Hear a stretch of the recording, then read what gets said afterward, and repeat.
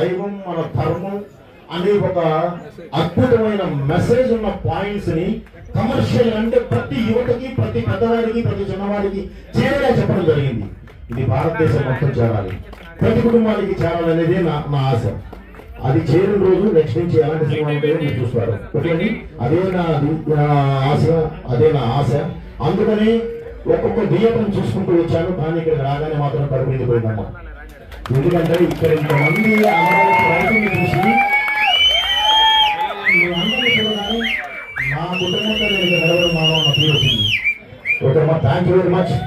మీరు ఈ సినిమాని ఎంజాయ్ చేసే విధానాన్ని చూసి నేను చాలా హ్యాపీగా ఫీల్ అవుతున్నానమ్మా. అలాగే తుళ్ళూరు వచ్చినందుకు మీరు ఇచ్చిన ఈ రిసెప్షన్ నేను లైఫ్ లో, నా జీవితంలో మర్చిపోను.